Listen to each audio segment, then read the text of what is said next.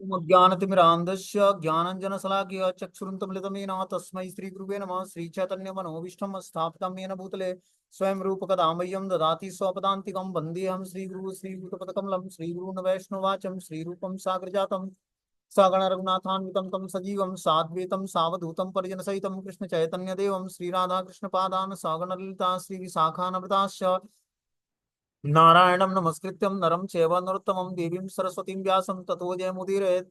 सुनतां स्वकथा कृष्ण पुण्य श्रवण कीर्तनं हृदयन्तस्तु हि भद्राणि विधनोति सुसतां नष्टप्रायेषु भद्रेषु नित्यं भागवत सेव्या भगवती उत्तम श्लोके भक्तिर्भवति नैष्टिकी तदा रजस्तमो भाव काम लोभादेश्येत् चेत एते निरावृतं स्थित सत्य प्रसिद्धति एवं प्रसन्न मनसो भगवत भक्ति योगता भगवत तत्व विज्ञान मुक्त संगस्य जायते विद्यन्ते हृदय ग्रंथि छिद्यन्ते सर्वसंशयं क्षीयन्ते चास्य कर्माणि दृष्ट्वा एवात्मनीश्वरे मुखं करोति वाचालं पंगुं लंघयते गिरिं यत्कृपातमहं वन्दे परमानन्दमाधवम्। प्रहलाद नारद पराशर पुंडरीकं व्यासम् अम्बरीश सुख सौनक विस्मदालभ्यां रुक्मांग अर्जुन वसिष्ठं विभीषणादीनं पुण्यानि नामानि परं भागवत स्मरामि। धर्म प्रोजितो कैटपको अनत्रो परमो निर्मत्सराणां सतां वेद्यं मत्र वस्तु शिवदं तापत्रय उन्मूलनं श्रीमद्भागवतं महामुनि कृतं किं वा परेरीश्वरं संघो रुद्यति पृथ्वी सुतक्षणात् निगम कल्पतरु गलितं फलं सुमुखाद्रविन्दु संयुतं पिबत भागवतं रसमालयं मूर्खो रसिका भूभावुक कृष्ण नारायणं वन्दे कृष्णं वन्दे ब्रजप्रियं कृष्णद्वैपायनं वन्दे कृष्णं वन्दे पितासुतं सच्चिदानंद रूपाय विष्णुपत्हेतवे तापत्रय विनाशाय श्रीकृष्णाय नमः। संसार सागरे मग्नं दीनं मा करुणानिधि कर्मग्राहक वृत्तांगं मामुद्ध भवाड्वात् श्रीमद्भागवतम आख्यानं प्रत्यक्षं कृष्णएभिः स्वीकृतो अस्मयानाथं मुक्त्यर्थं भवसागरे मनोरथो मदीयं सफलं सर्वथा देवं निर्विघ्नेनैव कर्तव्यं दासोऽहं तं केशवम् सुखरूपं प्रबोधज्ञं सर्वशास्त्रं विशारदं ज्ञानाविनाशया भक्ति पादविनाथस्तु नो यतं प्रभु नाम सर्व पाप प्रणाशनं प्रणामो दुःखशमनं तं नमामि हरिपरम कृष्णाय वासुदेवाय हरे परमात्मने प्रणतक्लेशनाशाय गोविन्दाय नमो नमः। आराध्यो भगवान् ब्रजेस्तनियो तद्धाम वृंदावनम रम्या काचदुपासना व्रजवधु वर्गेण या कल्पिता श्रीमद्भागवतं प्रमाण अमलं प्रेमो कुमार्थो महान् श्री चैतन्य महाप्रभु मतमिदं तत्रादरुणा पर कृष्ण हे कृष्ण करुणा सिंधु दीनबंधु जगतपते गोपेश गोपिका कांत राधा कांत नमस्ते तप्त कांचन गौरांगे श्री राधे वृंदावनेश्वरी विष्णुसुते देवी प्रणमामि हरिप्रिय वाञ्छाकल्पतरुभ्यश्च कृपा सिन्धुभ्यो च पतितानां पावनेभ्यो वैष्णवेभ्यो नमो नमः। जय श्री कृष्ण चैतन्य प्रभु नित्यानंद श्री अद्वैत गदाधर श्रीवासादि श्री गौर भक्त वृंद हरे कृष्ण कृष्ण कृष्ण हरे हरे हरे राम राम राम हरे हरे। तो इसमें आज हम लोग को श्री नारद जी का प्राकट्य के बारे में हम लोग पढ़ रहे थे, कथा सुन रहे थे। इसमें हमने बताया था कि सूत गोस्वामी से सौनक आदि ऋषि जो है क्वेश्चन बहुत सारे पूछते हैं और उसका जवाब जो है सूत गोस्वामी देते हैं। क्वेश्चन उन्होंने पूछा कि कुरु तथा जांगाल प्रदेशों में पागल गूंगे और मूढ़ की भांति घूमते हुए जब व्यास देव के पुत्र सुखदेव गोस्वामी हस्तिनापुर नगर में प्रविष्ट होते हैं तो वहां के नागरिकों ने उन्हें कैसे पहचाना। आगे बता रहे हैं राजा परीक्षित की इस महामुनि से कैसे भेंट हुई जिसके फलस्वरूप वेदों के इस महान दिव्य सार का वाचन संभव हो सका। जो श्रीमद् भागवतम है ये परीक्षित महाराज की भेंट जो है जब सुखदेव गोस्वामी से होती है तब ये श्रीमद् भागवतम की कथा का प्राकट्य होता है सुखदेव गोस्वामी के मुखारविंद से। बोलते हैं श्री सुखदेव गोस्वामी किसी गृहस्थ के घर पर उतनी ही देर रुकते जितने समय में गाय दुही जाती थी और उस घर को पवित्र बना देते अपने एसोसिएशन के कारण, अपने प्रेजेंट होने के कारण। अब आगे इसमें सुनेंगे हम लोग की अभिमन्यु सुतम सुतम प्राहु भाग्य उत्तमोत्तम तस्य जन्म आश्चर्य कर्माणि च गृहिणी च। कहा जाता है कि महाराजा परीक्षित उच्च कोटि के भगवत भक्त थे और उनके जन्म और कर्म अत्यंत आश्चर्यजनक थे। कृपया उनके विषय में हमें बताएं। ये शौनक आदि ऋषियों का क्वेश्चन सूत गोस्वामी से होता है कि हमने सुना है कि महाराजा परीक्षित उच्च कोटि के भगवत भक्त थे और उनके जन्म और कर्म जो है अत्यंत आश्चर्यजनक थे। कृपया करके उनके विषय में हमें बताएं। महाराजा परीक्षित का जन्म आश्चर्यजनक था क्योंकि भगवान श्री कृष्ण उनकी रक्षा उनकी माता के गर्भ में किया था। जब शिशुपाल क्या नाम था अश्वत्थामा ने सोचा कि मैं पांडवों के वंश का पूरा ही विनाश कर दूंगा और पांडव वंश का एक ही मात्र अब उत्तराधिकारी बचा हुआ है जो अभिमन्यु का पुत्र है, क्योंकि अभिमन्यु को कौरवों ने छल से मार दिया। और बस उनका पुत्र जो उत्तरा के गर्भ में पल रहा था, परीक्षित महाराज, वही अब लास्ट वारिस बचा हुआ था कौरवों के, सॉरी पांडवों के का अंतिम वारिस था वो कुल का। और अभिमन्यु को मार दिए सब, उसके बाद सोचा कि अब अंतिम जो बचा है वारिस, ये है परीक्षित, जो माता के उत्तरा के गर्भ में है। अभिमन्यु का जो है अंश पल रहा है, उसको अब हमें मारना है। तो शिशुपाल ने क्या बोलते हैं कि द्रोणाचार्य का पुत्र जो अश्वत्थामा था, उसने प्रयास किया कि मैं उत्तरा के गर्भ को ही ब्रह्मास्त्र से समाप्त कर दूंगा। लेकिन भगवान कृष्ण को पता लगा, उत्तरा जब देखी ब्रह्मास्त्र आ रहा है, तो उसने भगवान को कृष्ण को पुकारा, और भगवान कृष्ण ने उसकी रक्षा की उत्तरा के गर्भ, और उस ब्रह्मास्त्र से उसको बचाया। तो उसमें परीक्षित महाराज थे, और परीक्षित महाराज को अपने माता के गर्भ में भगवान के दर्शन हुए। जब वो माता के गर्भ से बाहर आते हैं, तो भगवान का दर्शन करने के लिए वो पूछते हैं कि किसको मैंने अपने माता के गर्भ में देखा था। वो सुंदर स्वरूप जो घुंघराले बाल थे, भगवान के श्याम सुंदर चेहरा था, उस भगवान को देखने के लिए परीक्षित महाराज इस भौतिक संसार में घूमने लगे, परीक्षण करने लगे कि वो फिर से श्याम सुंदर रूप जो माता के गर्भ में हमने देखा था, वो कहाँ फिर से मुझे दिखेगा। और इस तरह से जो है उनका नाम परीक्षित पड़ा। बोलते हैं कि महाराजा परीक्षित का जन्म बहुत ही आश्चर्यजनक था, क्योंकि भगवान श्री कृष्ण उनकी रक्षा उनकी माता के गर्भ में किया था। उनके कार्यकलाप भी आश्चर्यजनक थे, क्योंकि उन्होंने गायों का वध करने के लिए उद्दत कली को प्रताड़ित किया था। गाय का वध करने का अर्थ है मानव सभ्यता का विनाश करना। जहाँ पर गायों और ब्राह्मणों का वध होता है, या गायों और ब्राह्मणों की रक्षा नहीं होती है, वहां मानव सभ्यता विनाश हो जाता है। तो परीक्षित महाराज का एक ही व्यवसाय था कि वो गायों का वध करने का, गायों का जहाँ वध होता था, उद्दत कली के द्वारा प्रताड़ित होता था, उस जगहों को वो क्या करते, गायों की रक्षा करने के लिए अपना सर्वस्व न्यौछावर कर देते। वे पाप के उत्कट प्रतिनिधि से गाय की रक्षा करना चाहते थे। वो अपने राज्य में गायों और ब्राह्मणों को सुरक्षा प्रदान करते थे, जहाँ की स्वयं भगवान कृष्ण भी गौ ब्राह्मण हिताय च, नमो ब्रह्मण्य देवाय गौ ब्राह्मण हिताय च, जगत हिताय कृष्णाय गोविंदाय नमो नमः। कृष्ण का मात्र एक ही कार्य क्या है, गायों और ब्राह्मणों को की रक्षा करना। वही कार्य उनके भक्त लोग भी करते हैं।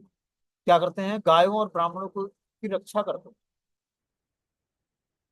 ये संस्कृति है अपना, भारतीय कल्चर है, कि जहाँ पर गाय और ब्राह्मण सुखी रहेंगे, वहां पर सब कुछ संपन्नता रहेगी।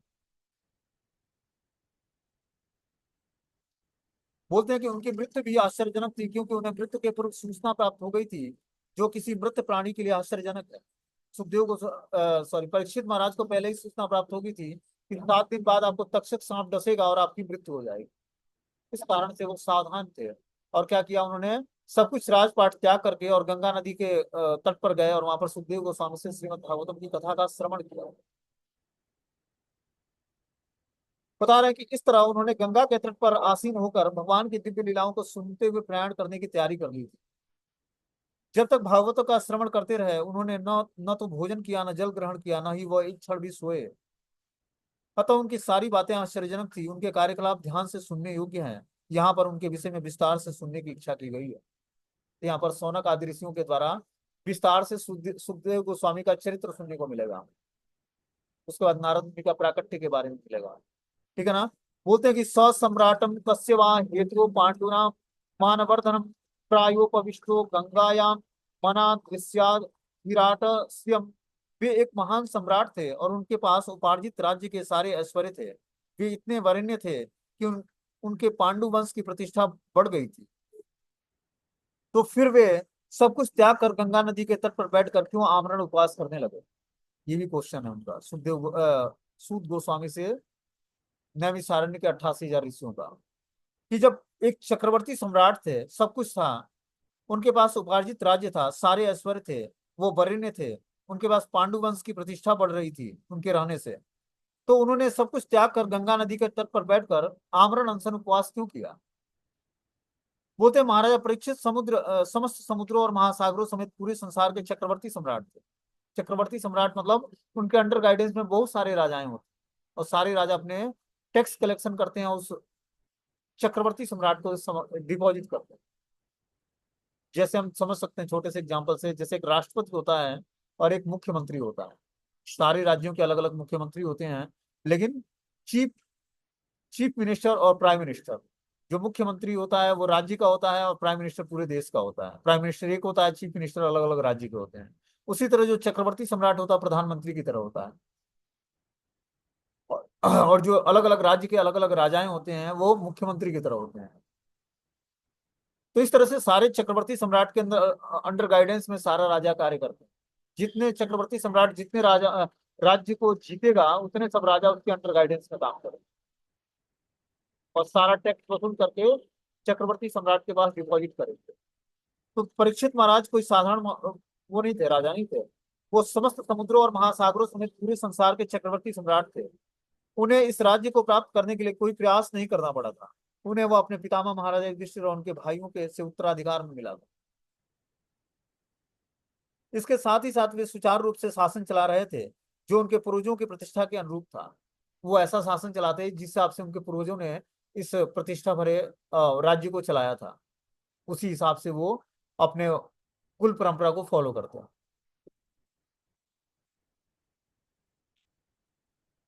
फलस्वरूप उनके ऐश्वर्य और प्रशासन में कोई भी कुछ भी अवांछित नहीं था। महाराजा युधिष्ठिर भगवान कृष्ण के महान भक्त थे। उसी पद पर चलकर ये जो है परीक्षित महाराज भी अपने राज्य को अच्छे तरीके से ऑपरेट कर रहे थे। सबको भगवान की भक्ति से जुड़े हुए थे। सब भगवान कृष्ण की भक्ति करते हैं क्योंकि युधिष्ठिर महाराज इससे पहले राजा थे और उन्हीं के वंश में परीक्षित महाराज आए और इनको राजा बनाए गए। तो फिर वे अपना सारा राजपाट त्याग करके गंगा के तट पर आमरण अनशन करने क्यों गए, यह आश्चर्यजनक है। अतः सभी इसका कारण जानने के लिए उत्सुक और सूत गोस्वामी से इसका कारण पूछते हैं। नमन्ति यदपाद निकेतन आत्मनः शिवाय हानिय धानानि शत्रवः कथम सबीर श्रियमांग दुस्त्यजाम यु यु वेश्य तो सृष्टु महो सहासुभी। वे इतने बड़े सम्राट थे कि उनके सारे शत्रु आकर अपनी भलाई के लिए उनके चरणों पर अपना शीश झुकाते थे और अपनी सारी संपत्ति अर्पित करते थे। वे तरुण और शक्तिशाली थे। उनके पास अलभ्य राजसी ऐश्वर्य था। तो फिर वो अपना सर्वस्व त्याग करके अपना जीवन भी क्यों वो अपना जीवन भी क्यों त्यागना चाह रहे थे। बोलते उनके जीवन में कुछ भी अवांछनीय नहीं था।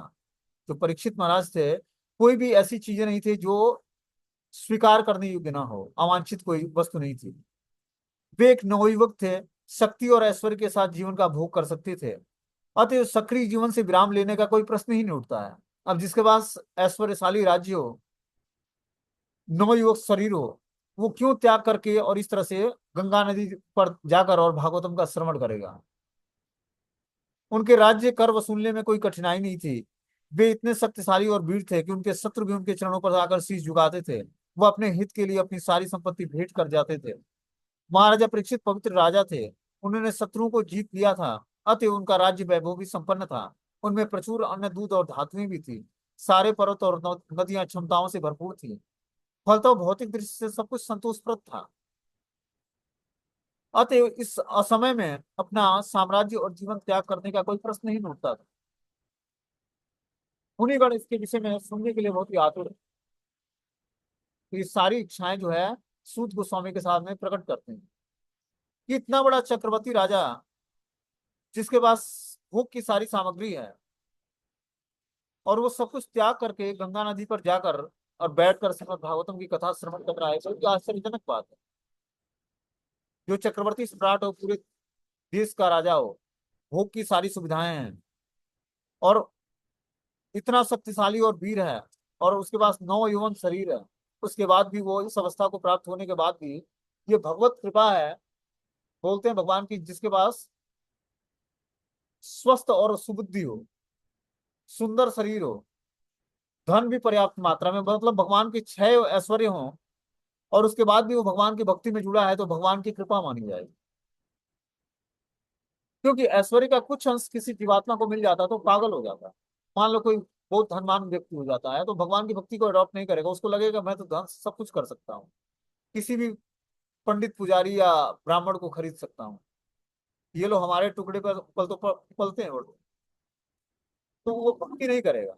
वो अपने पैसे से सबको आंकना शुरू करेगा। कोई बहुत ही ज्यादा बलिष्ठ है तो अपने बल का अभिमान हो जाएगा उसको। कोई बहुत ज्यादा वैराग्यवान है तो अपने वैराग्य का प्रदर्शन करेगा। कोई बहुत ज्यादा बुद्धिमान है तो अपने बुद्धि का प्रदर्शन करेगा। तो भगवान के ऐश्वर्य आने के बाद भी कोई अगर जो विनम्र भाव से भगवान की भक्ति में लगा रहता है तो ये भगवान की विशेष कृपा है उस जीवात्मा पर। क्योंकि ऐश्वर्य जब भगवान देते हैं तो व्यक्ति का बुद्धि पागल हो जाता है। इसीलिए जब भगवान के द्वारा जो ऐश्वर्य प्रदान किया जाए हमें, तो हमें और मेच्योरिटी लानी है और गंभीरता लानी है भगवान के भक्ति में। तभी जाकर हम भगवान की भक्ति को मेंटेन कर पाएंगे, क्योंकि ये प्रलोभन हर व्यक्ति के जीवन में आएगा। जब आप तीव्रता से भगवान की भक्ति में जुड़ोगे, तो क्या होगा, ये प्रलोभन आएगा तो माया के द्वारा। भगवान के जो 6 ऐश्वर्य हैं, ये माया के द्वारा आपके सामने प्रस्तुत किया जाएगा। लेकिन उसके बाद भी जीवात्मा की एक ही डिमांड होती है कि न धनम न जन्म न सुंदरी कविता वा जगदीश राम है, हम जन्मनी जन्मेश्वरी बहुतात भक्ति है हेतु की गई। हे प्रभु, न तो मुझे धन चाहिए, न जन चाहिए, न सुंदरी, न कविता, न प्रसिद्धि, ये सब नहीं चाहिए। हमें क्या कहिए, जन्म जन्मांतर आपकी आहेत की अप्रतिहता भक्ति चाहिए, जो आत्मा को भाने वाली है। ये एक डिमांड होती है भक्तों की, न कि धन जन सुंदरी कविता। ये तो बहुत ही तुच्छ चीज है भक्ति। तो हमें क्या करना है, भगवान से आहेत की अप्रतिहता भक्ति मांगनी है, जिसमें अपना कोई हेतु ना हो, अपना कोई लाभ ना हो। जो भगवान का शुद्ध भक्त बन जाता है, अपने लाभ के लिए भगवान से कुछ नहीं मांगता। उसका पूरा जीवन जो है दूसरे के परोपकार के लिए होता है। जैसे वृक्ष होता है, वो क्या करता है, दूसरे के परोपकार परोपकार के लिए खड़ा होता है। वो धूप सहता है, बारिश सहता है, ठंड सहता है, सब कुछ सहते हुए दूसरे के लाभ के लिए होता है। सूर्य की रोशनी उस पर पड़ती हो, प्रताड़ित होता है, लेकिन दूसरे को छाया प्रदान करता है। ऐसे ही होते हैं भगवान के भक्त। उनके हृदय में अपार करुणा जागृत होती है जीवों के प्रति। इसलिए वो क्या करते हैं, चुप नहीं बैठते। अब एक संन्यास आश्रम में रहने वाला व्यक्ति है, उसको आवश्यकता अनुसार भोजन भगवान उपलब्ध करा देंगे, वो आराम से बैठ के वृंदावन में भजन करता है। लेकिन 7 समुद्र पार करके विदेश जाकर प्रचार करने की क्या आवश्यकता है? क्या हृदय की करुणा है, गुरु का आदेश है, इसलिए जाकर व्यक्ति प्रचार करता है। समझ लो बात ये। तो आराम से वृंदावन में बैठ के आदमी भजन करता है और कुछ आगे कुछ सोचता ही नहीं कि और भी जीवों का कल्याण करना है। तो पहले हमें अपने को भगवान की भक्ति में जोड़ना है अच्छे तरीके से, और फिर जीवों के कल्याण के लिए चिंतन करना है। परमार्थ का कल्याण मतलब, परमार्थ चिंतन तभी होगा जब हम जीवों के कल्याण के बारे में सोचेंगे, तभी हम परमार्थ के रास्ते पर आगे बढ़ेंगे। अपने कल्याण को करने के साथ साथ हमें सबके कल्याण के बारे में सोचना है। यही भगवान की भक्ति है। जब तक हम बस अपने कल्याण के बारे में सोचेंगे, तब तक अपना कल्याण भी नहीं होगा और दूसरे का कल्याण तो होगा ही। लेकिन जब हमारे हृदय में जब दूसरे के कल्याण की भावना जागृत होगी, तब हम दूसरे का भी कल्याण कर पाएंगे और अपना भी कल्याण होगा हमारा। ये भावना हमारे अपने हृदय में जागृत करनी है कि हम दूसरे के कल्याण के बारे में सोचना शुरू करें। लेकिन ये भावना तभी प्रकट होगी जब हम दृढ़ता पूर्वक भगवान की भक्ति में जुड़ेंगे। आगे बता रहे हैं कि शिवाय लोकस्य भवाय भूतये य उत्तम श्लोक परायणाम जना जीवंती नान्मार्थ मशो पराश्रयम मुमोच्य निर्विज्ञ कुतम कलेवरम। जो लोग भगवत कार्य में अनुरक्त रहते हैं, वे दूसरों के कल्याण, उन्नति तथा सुख के लिए ही जीवित रहते हैं। वे किसी स्वार्थवश जीवित नहीं रहते हैं। अतएव राजा परीक्षित ने समस्त सांसारिक वैभव की आसक्ति से मुक्त होते हुए भी अपने उस मृत शरीर को क्यों त्यागा, जो दूसरों के लिए आश्रय तुल्य था? ये भी क्वेश्चन शौनकादि ऋषियों को बोलते हैं कि जो लोग भगवत कार्य में अनुरक्त रहते हैं, वे दूसरे के कल्याण और उन्नति और सुख के लिए ही जीवित रहते हैं। जो उन्नत भक्त है, उसका जीवन दूसरों के कल्याण में, दूसरे को उन्नत कराने में और दूसरे को सुख प्रदान करने के लिए वो जीवित रहता है, न कि अपने कल्याण के लिए, अपने को सुख भोगने के लिए। अब देखो, जब आप भगवान की भक्ति में एडवांसमेंट हो जाएगा, तब जीवन की आवश्यकता कितनी है? 2 रोटी, 2 वस्त्र और एक आसमान के नीचे एक छत चाहिए जिसके नीचे व्यक्ति रह सके। बस एक मनुष्य की इतनी ही आवश्यकता है।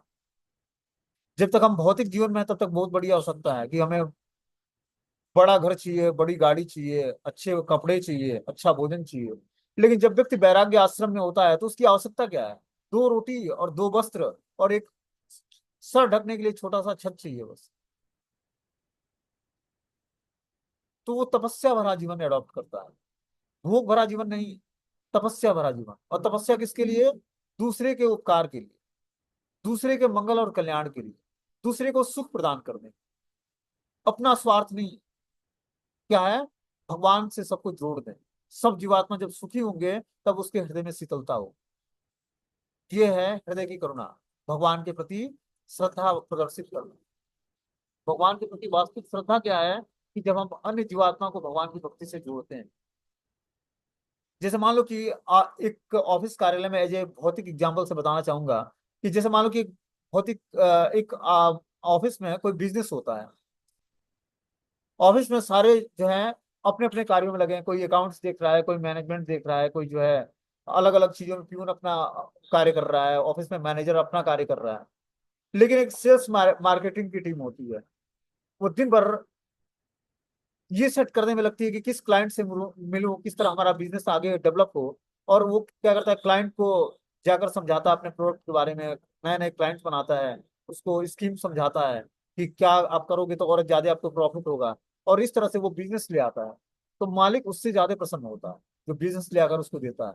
उसी तरह भगवान अपने उस भक्त से ज्यादा प्रेम करते हैं, उस भक्त से ज्यादा वो करते हैं, मतलब रिप्रेजेंट करते हैं, जो उनके नाम का प्रचार करता है, जो और भी लोगों को भगवान की भक्ति से जोड़ने का प्रयास करता है। ऐसे भक्त से भगवान ज्यादा प्रसन्न होते हैं, क्योंकि उसने खुद भी भक्ति करा और दूसरे लोगों को भी भगवान की भक्ति से जोड़ने का प्रयास किया। तो यही प्रयास हम सबको करना है, धीरे धीरे अपने को भगवान की भक्ति में अच्छे तरीके से लगाकर और अपने को हम पवित्र करके, और जितना ही हमारे अंदर प्योरिटी होगी उतना ही हमारे अंदर जो है फोर्सफुली हम लोगों को, हृदय को भक्ति से जोड़ पाएंगे। ठीक है ना। पवित्रता ही हमारे आगे प्रचार का माध्यम बनेगा। जब तक हम पवित्र नहीं होंगे तब तक हम हमारा प्रचार सक्सेस नहीं होगा। प्योरिटी जब फोर्स, मतलब प्योरिटी जब हमारे अंदर होगी तब हम फोर्सफुली किसी को भक्त बना पाएंगे। आपकी बातों का प्रभाव पड़ेगा उस पर। फोर्सफुली मतलब प्रभावित करना आपकी बातों को। तो ये तभी होगा जब हम खुद भक्ति करके पवित्र होंगे, तभी हम लोगों को भगवान की भक्ति के जब उसको हम उपदेश देंगे या भगवान की भक्ति के बारे में बताएंगे तो प्रभावित होगा, आकर्षित होगा भगवान की भक्ति के प्रति। और जब तक हमारे अंदर प्योरिटी नहीं होगी तब तक हम किसी को आकर्षित नहीं कर सकते। आगे बता रहे हैं कि जो लोग भगवत कार्य में अनुरक्त होते हैं वे दूसरों के कल्याण, उन्नत तथा सुख के लिए ही जीवित रहते हैं। उनका मात्र एक उद्देश्य क्या होता है, दूसरों का कल्याण करना। वो दूसरों के कल्याण के लिए ही जीवित रहते हैं, वे किसी स्वार्थ बस जीवित नहीं रहते। अतएव राजा ने समस्त शारीरिक वैभवों की आसक्ति से मुक्त होते हुए भी अपने स्मृत शरीर को क्यों त्यागा, दूसरे के लिए जो आश्रय तुल्य था। जो उनका शरीर था वो दूसरे के लिए आश्रय तुल्य था, लेकिन उन्होंने अपना ये शरीर त्याग दिया, त्यागने की तैयारी करना शुरू किया। क्यों त्यागा, इसके बारे में वो लोग जानना चाहते हैं। बोलते हैं परीक्षित महाराज एक आदर्श राजा और गृहस्थ थे, क्योंकि वे भगवत भक्त थे, और भगवत भक्त में स्वतः ही समस्त उत्तम गुण आ जाते हैं। और महाराजा परीक्षित इसके विशिष्ट उदाहरण है। व्यक्तिगत रूप से उन्हें अपने अधिकार में उपलब्ध सांसारिक ऐश्वर्य से कोई आसक्ति न थी, लेकिन चूंकि वे जनता के चतुर्दिक भलाई के लिए राजा बने थे, अतः वे जनता के कल्याण कार्यों में न केवल इस जीवन में अपितु अगले जीवन में भी सदैव व्यस्त रहना चाहते थे। वे कसाई घरों या गौवध की अनुमति नहीं देते थे।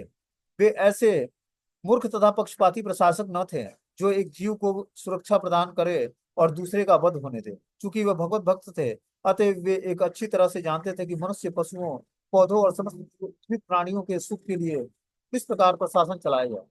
तो एक जो उत्तम राजा होता है वो जानता है कि राज्य का कार्यभार हमें कैसे संभालना है कि हर एक जीवात्मा उस राज्य में सुखी हो, ना कि मनुष्य ही नहीं, पशु पक्षी पेड़ पौधे भी सब सुखी रहें।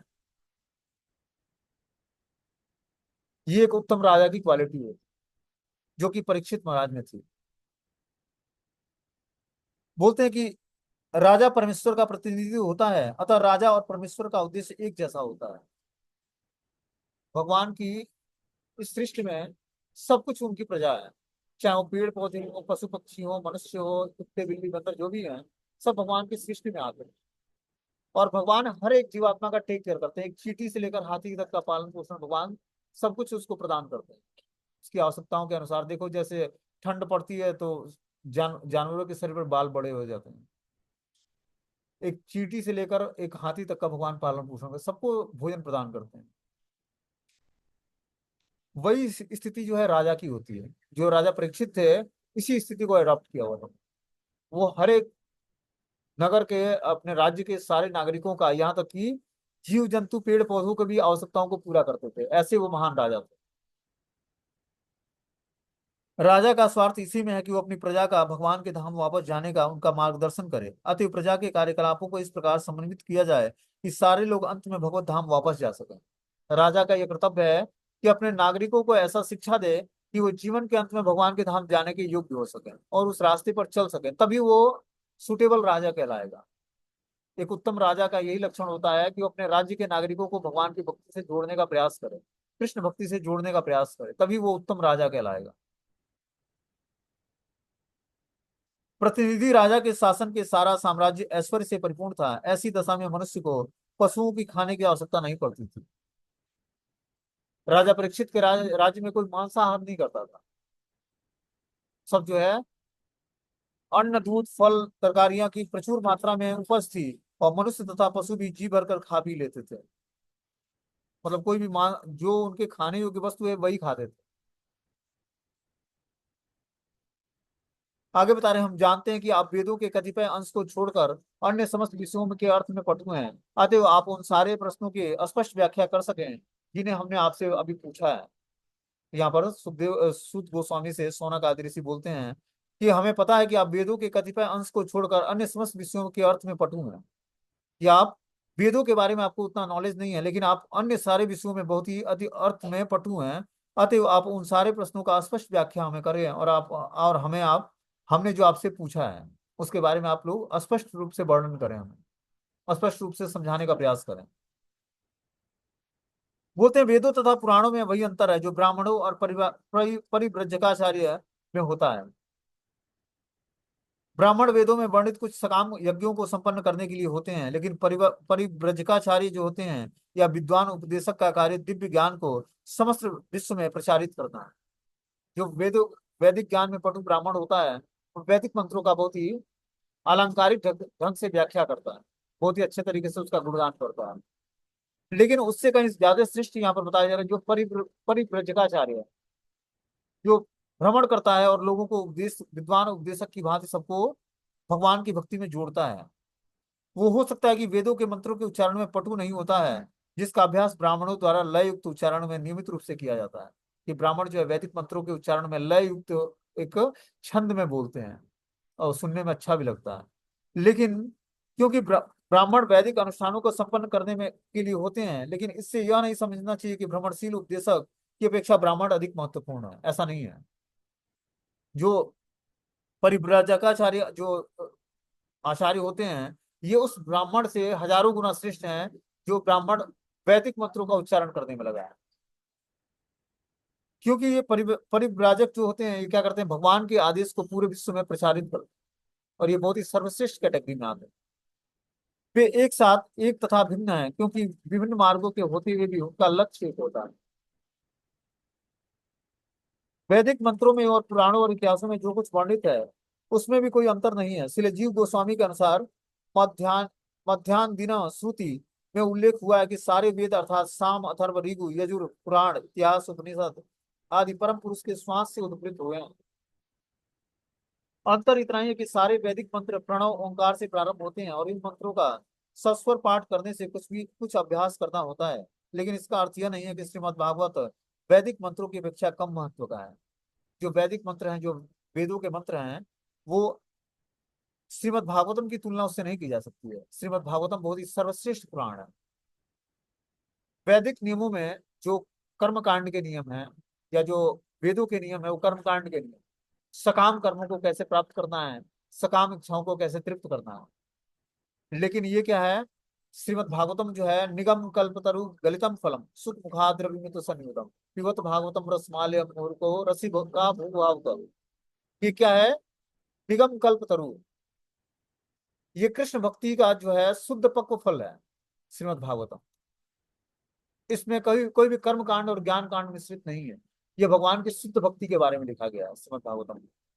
इसको पढ़ने से भगवान की शुद्ध भक्ति प्राप्त होती है। और जो वैदिक नियम है, चाहे वेदों के जो ज्ञान है, उससे हमें सकाम कर्मों को तृप्त कैसे करना है उसके बारे में दिया हुआ है। तो जीवन का उद्देश्य सकाम कर्मों को तृप्त करना नहीं है, जीवन का उद्देश्य क्या है, भगवान कृष्ण की शुद्ध भक्ति को प्राप्त करना है। बोलते श्रीमद् भागवतम वैदिक मंत्रों की अपेक्षा कम महत्व का नहीं है। इसके विपरीत यह समस्त वेदों का पक्व फल है। समस्त वेदों का परिपक्व फल क्या है, श्रीमद् भागवतम है। क्योंकि श्रीमद् भागवतम का उद्देश्य कृष्ण तक पहुंचना, कृष्ण को जानना है तत्व से। वैदिक मंत्रों का या वेदों का मात्र डेस्टिनेशन क्या होता है कि कृष्ण तक पहुंच जाए। लेकिन कृष्ण तक पहुंचकर करना क्या है, ये हम श्रीमद् भागवतम से समझते हैं। इसके अतिरिक्त परम मुक्त पुरुष श्रील सुखदेव गोस्वामी स्वरूप सिद्ध होते हुए भी भागवत के अध्ययन में लीन रहते थे। श्रील सूत गोस्वामी उन्हीं के चरणों का अनुगमन कर रहे हैं, अतः उनका स्थान रस मात्र भी कम महत्वपूर्ण नहीं है। भले ही वो वैदिक मंत्रों के स्वस्वर पाठ में इतने पटु न हो, जो वास्तविक अनुभूति की अपेक्षा अभ्यास पर अधिक निर्भर करता है। तो जो वैदिक मंत्र होते हैं वो अभ्यास पर निर्भर करता है, और व्यक्ति जो है अभ्यास करके उसमें पटु बन जाता है, लय में छंद में गाने लगता है। लेकिन उनसे ज्यादा कहीं सर्वश्रेष्ठ हैं जो भागवतम ग्रंथ को जो अध्ययन करने में लीन रहते हैं, जो कि श्रीमद परीक्षित महाराज में, जो कि स्वरूप सिद्ध महात्मा थे, उनमें देखा जाता है। वो निरंतर भगवान भागवत के अध्ययन में लीन रहते। श्री सूत गोस्वामी उन्हीं के चरण चिन्हों का अनुगमन कर रहे हैं, अतः उनका स्थान रच मात्र भी कम महत्वपूर्ण नहीं है। भले ही सूत गोस्वामी वैदिक मंत्रों के स्वसर पाठ में उतने पटु न हो, जो वास्तविक अनुभूति की अपेक्षा अभ्यास पर अधिक निर्भर करते हैं। तो जो वैदिक नियम है, जो वैदिक मंत्रों का उच्चारण है, वो हमारे अभ्यास पर निर्भर करता है। जितना ही अभ्यास करेंगे उतना ही अच्छे तरीके से उसको गा लेंगे। लेकिन जो ये आध्यात्मिक जीवन की अनुभूति है, ये हम जब भगवान की प्रेमा भक्ति प्राप्त करेंगे, तभी जाकर ये आध्यात्मिक अनुभूतियां होंगी और आध्यात्मिक एक्टिविटी हमारा जो है सिद्धि अवस्था को प्राप्त करेगा। अब इस पर आगे जो है सूत गोस्वामी जवाब देना शुरू करते हैं। जितने क्वेश्चन सुखदेव सूत गोस्वामी के जो शिष्यगण थे, मतलब सोना आदि ऋषि थे 88,000, उन्होंने जो क्वेश्चन पूछा उसके जवाब में सूत गोस्वामी बोलना शुरू करते हैं। क्या बोलते हैं, द्वापरे समनु प्राप्ते तृतीय युग प्रवर्तते जातम परा सराघोवी वासव्या कलया हरे। सूत गोस्वामी ने कहा, जिस समय द्वापर युग का त्रेता युग से अति व्यापन हो रहा था, तो बसु की पुत्री सत्यवती के गर्भ से पराशर द्वारा महान ऋषि व्यास देव का जन्म हुआ। जब त्रेता युग का समापन और द्वापर द्वापर युग का शुरुआत हो रहा था, उस समय वसु की पुत्री सत्यवती के गर्भ से पराशर द्वारा महान ऋषि व्यास देव का जन्म हुआ। बोलते हैं सतयुग द्वापर त्रेता और कलयुग चारों युगों अर्थात एक कालक्रम होता है, लेकिन कभी कभी इसमें अति व्यापन हो जाता है। वैवस्वत मनु के राज्य काल में चतुर्युगों के 28वें चक्र का अति व्यापन हुआ और तृतीय युग द्वितीय युग से पहले ही पड़ गया। मतलब त्रेता युग पहले पड़ गया, द्वापर युग पहले पड़ गया त्रेता युग से। उस समय क्या होगा, तृतीय युग द्वितीय युग से पहले पड़ गया। ऐसे युग में भगवान श्री कृष्ण भी अवतरित होते हैं और इसलिए कुछ विशेष परिवर्तन हुआ। महर्षि की माता सत्यवती, जो कि एक मछुआरे की पुत्री थी, उनके पिता महामुनि पराशर थे। व्यास देव के जन्म का इतिहास यही है। प्रत्येक युग में तीनों कालों में विभाजित होता है और हर हर काल संध्या कहलाता है। व्यास देव इस युग की तृतीय संध्या में प्रकट हुए। तो इस तरह से व्यास देव का जन्म जो है माता सत्यवती के गर्भ से होता है, जो एक मछुआरी की पुत्री होती है। मछुआरे की पुत्री से इतने बड़े महान भक्त का जन्म हुआ, व्यास देव का, जो स्वयं भगवान के अवतार है। एक बार सूर्योदय होते ही उन्होंने सरस्वती के जल में प्रातःकालीन आचमन किया और मन एकाग्र करने के लिए वे एकांत स्थान में बैठ गए। व्यास देव क्या करते हैं, एक बार सूर्योदय होता है तो सरस्वती नदी के जल में प्रातःकालीन आचमन किया और मन एकाग्र करने के लिए एक एकांत स्थान में बैठ जाते। बोलते हैं सरस्वती नदी हिमालय पर्वत के बद्रिकाश्रम क्षेत्र में बहती है, अतः वो यहाँ पर जिस स्थान को इंगित किया गया है वो बद्रिकाश्रम में सम्याप्रास है, और जहाँ शिला व्यास देव रहा करते थे। तो शिला व्यास देव जो है हिमालय पर्वत के पास ही बद्रिकाश्रम क्षेत्र में रहा करते थे। वहीं पर सरस्वती नदी के किनारे हिमालय पर्वत के पास बद्रिकाश्रम क्षेत्र में वो सरस्वती नदी बहती है। उसी स्थान पर बद्रिकाश्रम में व्यास देव रहा करते थे। बोलते हैं परावरज्ञम स ऋषिम काले कालेनाभ्यो रहंसाम युग धर्म व्यतिकरम प्राप्तम भुवि च युगे युगे। महर्षि व्यास देव ने युग के कर्तव्यों में विरोधाभास देखा। कालक्रम में पृथ्वी पर अदृश्य शक्तियों के कारण विभिन्न युगों में ऐसा होता रहता है। क्या बोलते हैं कि महर्षि व्यास देव ने युग के कर्तव्यों में विरोधाभास देखा। विरोधाभास मतलब जो युग के कर्तव्य हैं उसमें कुछ चेंजेस देखा उन्होंने, विरोधाभास देखा। काल क्रम में पृथ्वी पर अदृश्य शक्तियों के कारण विभिन्न युगों में ऐसा होता है। जब काल क्रम में क्या होता है, पृथ्वी पर शक्तियों का अभाव होता है, तो ये विरोधाभास युगों में परिवर्तन देखा जाता है। बोलते हैं व्यास देव जैसे ऋषि मुक्त आत्माएं हैं, अतः वे भूत तथा भविष्य को स्पष्ट देख सकते थे। अतः वे कलयुग में आने वाले विसंगतियों को देख सके और तदनुसार उन्होंने जन सामान्य के लिए ऐसा प्रबंध किया जिससे वे इस अंधकारमय युग के गतिशील जीवन का अनुगमन कर सकें। इस कलयुग के सामान्य लोग नाशवान पदार्थ के प्रति अधिक रुचि दिखाते हैं। अज्ञानता के कारण वे जीवन निधि का मूल्य नहीं समझ पाते और आध्यात्मिक ज्ञान से आलोकित नहीं हो पाते। बोलते हैं कि जो है व्यास देव को ये अनुभूति कलयुग में आने वाले विस्मतियों को विसंगतियों को देखा उन्होंने अपनी दिव्य दृष्टि से, कि कलयुग में कितना जो है जीवात्मा पतित हो जाएगा। और इस चीजों को जब उन्होंने देखा तो उन्होंने क्या किया, तद अनुसार उन्होंने जन सामान्य के लिए ऐसा प्रबंध किया जिससे वे इस युग के अंधकारमय युग में प्रगतिशील जीवों का अनुगमन कर सकें। इस कलयुग के सामान्य लोगों को नाशवान पदार्थ के प्रति अधिक रुचि दिखाते हैं। अज्ञानता के कारण वे जीवन निधि के मूल्य को नहीं समझ पाते हैं और आध्यात्मिक ज्ञान से आलोकित नहीं हो पाते। अज्ञानता के कारण इस भौतिक संसार में जीवात्मा जो है भगवान की भक्ति को अडॉप्ट नहीं करता और इस कारण से वो आध्यात्मिक ज्ञान का अवलोकन नहीं कर पाता है, आध्यात्मिक ज्ञान को सीख नहीं पाता है, समझ नहीं पाता है, जान नहीं पाता है।